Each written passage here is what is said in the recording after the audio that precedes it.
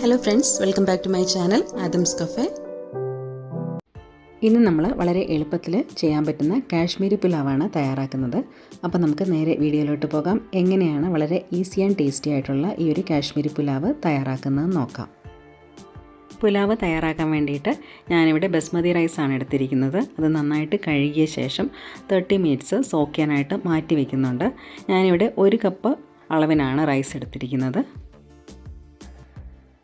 സ്റ്റവിലൊരു pan വെച്ച് ചൂടാകുമ്പോഴത്തേക്കും അതിനകത്തേക്ക് 3 table spoon അളവിന് നെയ്യ് ചേർത്ത് കൊടുക്കുന്നുണ്ട്.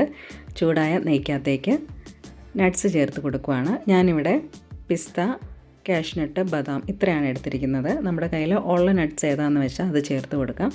ഓരോ നട്ട്സും ഒരു 10 മുതൽ 15 എണ്ണം അളവിനാണ് ഞാനിവിടെ ചേർത്തിരിക്കുന്നത്. ഇനി ഇതെല്ലാം ഈ നെയ്യിലൊന്ന് റോസ്റ്റ് ചെയ്തെടുക്കാം. ചേർത്ത് കൊടുത്ത നട്ട്സൊക്കെ മൂത്ത് വരുമ്പോഴത്തേക്കും അതിനകത്തേക്ക് 1 പിടി അളവിന് കിസ്മിസ് കൂടി ചേർത്ത് കൊടുക്കാം. കിസ്മിസ് കൂടി മൂത്ത് വരുമ്പോഴത്തേക്കും ചേർത്ത് കൊടുത്ത നട്ട്സും കിസ്മിസും എല്ലാം നെയ്യിൽ നിന്ന് എടുത്ത് മാറ്റാം. നട്ട്സ് വറുത്ത അതേ നെയ്ക്കകത്തേക്ക് തന്നെ ഹോൾ സ്പൈസസ് ചേർത്ത് കൊടുക്കുകയാണ്. ഞാനിവിടെ എടുത്തിരിക്കുന്നത് 2 പീസ് പട്ട, 2 ഏലക്ക, 4 ഗ്രാമ്പൂ, 1 തക്കോലം, 1/4 ടീസ്പൂൺ ഷാഹി ജീര, 1/4 ടീസ്പൂൺ പെരിഞ്ജീരകം ഇത്രയും ചൂടായ നെയ്ക്കകത്തേക്ക് ചേർത്ത് കൊടുക്കാം. കൂടെ തന്നെ 1 ബേ ലീഫും ചേർക്കുന്നുണ്ട്. ചേർത്ത് കൊടുത്ത സ്പൈസസൊക്കെ മൂത്ത് വരുമ്പോഴത്തേക്കും അതിനകത്തേക്ക് 1 സവോള തിന്നായിട്ട് നീളത്തിലരിഞ്ഞതും കൂടി ചേർത്ത് കൊടുക്കുകയാണ്. ചേർത്ത് കൊടുത്ത സവോള നന്നായിട്ടൊന്ന് വഴറ്റിയെടുക്കാം. അത്യാവശ്യം കളറ് മാറി വരുന്ന രീതിയിൽ തന്നെ നമുക്കിതൊന്ന് വഴറ്റിയെടുക്കണം. കുറച്ച് വഴന്ന് കഴിയുമ്പോഴത്തേക്ക് ഇതിനകത്തേക്ക് ഞാൻ 1 ടീസ്പൂൺ അളവിന് പഞ്ചസാര ചേർത്ത് കൊടുക്കുന്നുണ്ട്. കൂടെ തന്നെ 1 പച്ചമുളക് സ്ലിറ്റ് ചെയ്തതും 2 ടീസ്പൂൺ ഇഞ്ചി വെളുത്തുള്ളി ക്രഷ് ചെയ്തും കൂടി ചേർത്ത് കൊടുക്കാം. ഞാനിവിടെ ഒരു 5 അല്ലി വെളുത്തുള്ളിയും അതുപോലെ ഒരു ചെറിയ കഷ്ണം ഇഞ്ചിയാണ് എടുത്തിരുന്നത്. ചേർത്ത് കൊടുത്ത ഇഞ്ചി വെളുത്തുള്ളിയുടെയൊക്കെ റോ ടേസ്റ്റ് മാറി അതുപോലെ സവോളയൊക്കെ നല്ല ഗോൾഡൻ ബ്രൗൺ ആയി കഴിയുമ്പോഴത്തേക്കും ഇതിനകത്തേക്ക് സോക്ക് ചെയ്ത് വെച്ചിരുന്ന റൈസ് വെള്ളമൊക്കെ കളഞ്ഞ് ചേർത്ത് കൊടുക്കാം.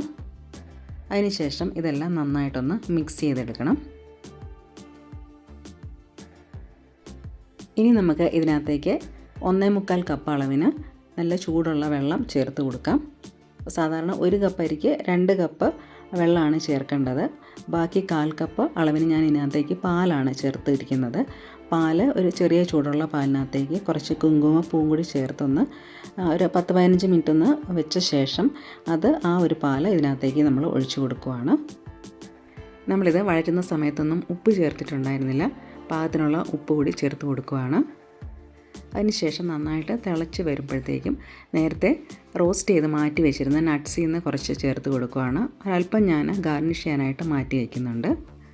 അതുകൂടി ചേർത്ത് കൊടുത്ത ശേഷം മൂടി വെച്ചൊന്ന് കുക്ക് ചെയ്തെടുക്കാം. കുക്ക് ചെയ്യുന്ന സമയത്ത് ലോ ഫ്ലെയിമിലായിരിക്കണം കുക്ക് ചെയ്തെടുക്കേണ്ടത്. 7-8 മിനിറ്റ് കൊണ്ട് തന്നെ അരിയൊക്കെ നന്നായിട്ട് വെന്ത് വന്നിട്ടുണ്ട്. ഇനി നമുക്ക് 1-2 മിനിറ്റ് ലിഡൊന്നും ഇല്ലാതെ ഇതൊന്ന് ലോ ഫ്ലെയിമിലൊന്ന് വെച്ച് കൊടുക്കാം. അപ്പം കൂടുതലായിട്ട് എന്തെങ്കിലും വെള്ളമൊക്കെ ഉണ്ടെങ്കിൽ അതൊന്ന് മാറി കിട്ടുന്നതിന് വേണ്ടിയിട്ടാണ് നമ്മൾ ഇങ്ങനെ ചെയ്യുന്നത്. ഫ്ലെയിം ഓഫാക്കുന്നതിന് മുമ്പായിട്ട് ഞാൻ അല്പം കൂടി നെയ്യ് ചേർത്ത് കൊടുക്കുന്നുണ്ട്. അതിനുശേഷം നമ്മൾ ഇതിനകത്തേക്ക് കുറച്ച് ഫ്രൂട്ട്സ് ചേർത്ത് കൊടുക്കുകയാണ്. ഞാനിവിടെ പോമഗ്രനേറ്റും അതുപോലെ പൈനാപ്പിൾ ചെറുതായിട്ട് അരിഞ്ഞതുമാണ് ചേർത്ത് കൊടുക്കുന്നത്. നമ്മുടെ കയ്യിൽ ആപ്പിൾ ഉണ്ടെങ്കിൽ ആപ്പിളും ചെറുതായിട്ട് അരിഞ്ഞ് നമുക്ക് ചേർത്ത് കൊടുക്കാം.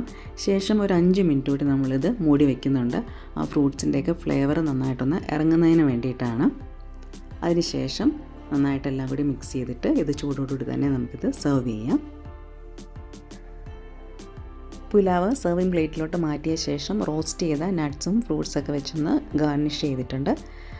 അങ്ങനെ നല്ല ടേസ്റ്റി ആയിട്ടുള്ള അതേസമയം ഉണ്ടാക്കാൻ വളരെ എളുപ്പമുള്ള കാശ്മീരി പുലാവ് ഇവിടെ റെഡി ആയിട്ടുണ്ട്.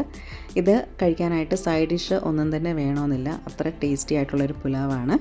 അപ്പോൾ വളരെ ഈസി ആൻഡ് ടേസ്റ്റി ആയിട്ടുള്ള ഈ ഒരു പുലാവ് എല്ലാവരും ചെയ്ത് നോക്കിയിട്ട് ഫീഡ്ബാക്ക് അറിയിക്കണേ. Thank you.